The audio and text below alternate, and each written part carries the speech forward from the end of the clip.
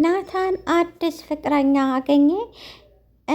እናቲቱ የሆነ ነገር እንዳሰበና የሆነ ተንኮል እንዳለው ለልጅቷ ነገረቻት። ልጅቷ ግን አልሰማም ብላለች። ምንም አይነት ተንኮል ሆነ ምንም አይነት መጥፎ ነገር የለውም፣ እሱን ማግኘት እፈልጋለሁ አለች። ቤዛ አፍቃሪዋን አገኘች። ድሮ በልጅነቷ ጀምሮ ሲያፈቅራት እድሜ ልኳን ሲያፈቅራት የኖረው እቤት ውስጥ ፎቶዋን ለጥፎ እሷን እያለ እድሜ ልኩን ሲሰቃይ የነበረውን አፍቃሪዋን በከባድ ሁኔታ አገኘች። አይኑን ማመን አቅቶት በጣም አፈጠጠ። ህልም እስከሚመስለው ድረስ ምን ማድረግ እንኳ እንዳለበት ሳያውቅ ግን አፍጥጦ ቀረ። በጣም ደነገጠ። ምክንያቱም እድሜ ልኩን ሲፈልጋትና ሲያፈቅራት የነበረ ውድ ፍቅረኛ ወይም አፍቃሪው ነው ማለት ነው። ሰላም የቻናል ቤተሰቦች እንዴት ናችሁ? ሰላማችሁ ብዝት ይበል። ናታን ምን አስቦ ነው? ከዚች ልጅ ጋራ ምን አስቦ ነው? ወይስ ከያፌት ጋር ያለ እሱ ነው ያሳገታት? ወይስ ከያፌት ጋራ ይች ልጅ ግንኙነት አላት? ወይስ ከድርጅቱ አብሮ ድርጅቱ ለመግባት ፈልጎ ነው? መቼም ኤፍራታን ባጭር ጊዜ ረስቶ ሌላ ለማፍቀር እያሰበ እንዳልሆነ ሁላችንም እናውቃለን። በዚች ልጅና በናታን መሀል ወይም በእናቷ እና በናታን መሀል የሆነ ነገር ያለ ይመስላል። ወይም ከአባቱ ጋር ግንኙነት ያላት ይመስላል ማለት ነው። እኔ እንደጠረጠርኩት ከሆነ የዚች ልጅ እናቱ ከአባቱ ጋራ የተያያዘ ነገር ያለው ይመስላል ማለት ነው። ለዛም ነው ወይም ድርጅቱን አሳልፎ ያፌት የሸጠው ለዚህ ሴት ይሆናል። ለዛም ነው ናታን እንደዚህ በፈገግታ እሷ ጋር ግንኙነት ለመፍጠርና ጓደኛ ለመሆን የሞከረው። ምክንያቱም ናታን ኤፉዬን እረስቶ ሌላ ሰው እንደማያፈቅር ሁላችንም እናውቃለን፣ ግልጽ ነገር ነው። ነገር ግን ከዚች ልጅ ጋርና ከእናቷ ጋር ወይም እናቷ ከአባቱ ጋር ያላቸው ግንኙነት ቅርበታቸው እንዲሁም እናቷን እና የናታንን እናት ሲያሰቃይ አባቱ ሲያሰቃያት እንደ ሰራተኛና እንደ ሰራተኛ እንኳ እንደዛ አይነት የማይደረግ ሁኔታ ሲያደርጋት እናቱን እያሰቃይና እንደፈለገ እያደረገ የነበረው ከዚች እናት ጋር እየማገጠ እንደሆነ ናታን ያውቃል። የጊዜ ጉዳይ ሆነና እንግዲህ ዛሬ የገዛ ልጁን አገኘ። በገዛ ልጁ ለመበቀል አስቦ ይመስለኛል ድርጅቱንም ለማስመለስ። ምክንያቱም ድርጅቱም የናታን ስለሆነ የናታን አባት የሰራላት ወይም የሰጣት ስለሆነ ውጭ ላይ እየማገጠ እንደፈለገ እየሆነ ቤት ውስጥ እየመጣ የናታንን እናት እያሰቃየና በመከራና በስቃይ እንደ ሰራተኛ እያከላፈተ የሚያደርገው ቅጡ እስከሚጠፋው ድረስ እያሰቃየ እንዲሁም ናታንን ቤት ውስጥ ጨለማ ውስጥ ደብቆ እያሰቃየው የነበረ በጣም ጨካኝና አረመኔ ነው። ከዚህ ከጨካኝ አረመኔ አባቱ ጀርባ ይች ሴት እንዳለች በሙሉ ጣቴ ባልፈርምም ግን ናታን ያለምንም ምክንያት ይችን ልጅ ጋራ ግንኙነት ወይም ጓደኝነት ሊፈጥር አልፈለገም። እንግዲህ የሆነ ነገር አስባ ወደ ያፌት ወንድም ማስቲካውን እያላመጠ ሂድ በልዳግም ተነስና ሂድ፣ አሁን አንድ መፍትሄ መጥቶናል ብላዋለች።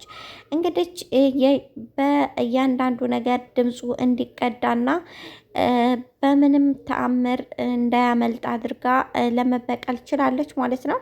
ከዚህ በኋላ እሷን አስፈራራለሁ ወይም ነይ ቶሎ እዚህ ቦታ አገኝሻለሁ እያለ ቢል ይህንን ቪዲዮ ለያፌት እንደምትሰጠውና ያፌት ዘልዝሎ እንደሚበላው ነገረችው። ልጁም በጣም ተናደደ። ከዳጊ ጋር ተጣላ። ይሄን ያደረግከው አንተ እኔን ለመቅረጽ ነው። እኔ ደግሞ እንጦሮጦስ ከገባሁኝ አንተንም ይዤህ እስር ቤት ነው ምከት እያለው ነበር። ነገር ግን ምንም አታመጣም። እኔ እንዳልወጋሁት ድምጽ አለ፣ ይሄንን አሰማዋለሁኝ ለወንድምህ ተብዬ በገዛ ወንድምህ የጨከኝክና አንተ ሁለተኛው ያፌት ነህ በጣም አለው። ቢኒና ናታን እንግዲህ ተገናኝተው ከስለ ልጅቷ አንዲት ቆንጆዬ ልጅ ተዋወቅኩኝ እያለ ቢኒ ለራሱ የበፊቱን ናታን ወደ ነበረበት ቢመለስ ደስ ይለኝ ነበረ።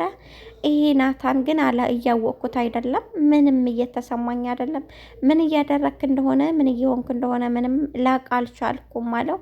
ምንም እየሆንኩ አይደለም፣ በቃ ሁሉም ነገር ወደ ጥሩ ነገር እየሄደ ነው አለ ማለት ነው። ቤዚ በቃ ወደ ቤት ካላስቸገርክው ወደ ቤት ትሸኘኛለህ፣ ቤቴ መሄድ እፈልጋለሁ አለችው።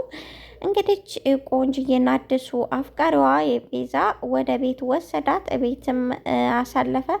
ምን ሆነች ነው? ቤቱ ባዶ ሆኗል እኮ ምናምን አላት። አዎ ባዶ ሆኗል። የበፊት ጸባይ በጣም አስቸጋሪ ነበረ፣ አሁን ግን አልፏል አለችው።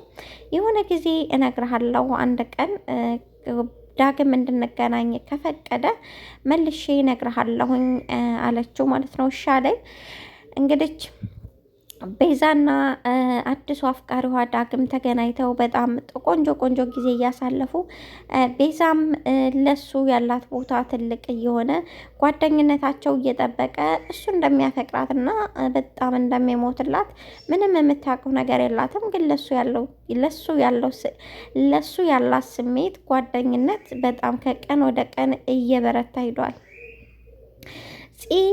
ቢኒ እንዴት ይተወኛል? በጣም እንዴት አልጠየቀኝም? ምን ሆነሽ ነው? ምን ገጥሞሽ ነው? ከኔስ ምን ጎሎ ነው ብሎ ለምን አይጠይቀኝም? እስካሁንም በቃ ጨከነ ማለት ነው። አልደወለም። እንዴት እሱ በዚህ ልክ እኔን ይገመተኛል? የሆነ ችግር ካላጋጠመ በቀር እሱን እንደማልተወውና በሌላ ሰው እንደማልለውጠው በደንብ ነው የሚያውቀው። ስለዚህ እንዴት እንደዚህ ያደርጋል ብላ ተናደደች። አልደውልም አሁንም እያለች ማታ እንግዲህ ጨረቃዋን እያየች እሱን መጠበቋን ተያይዘዋለች ማለት ነው።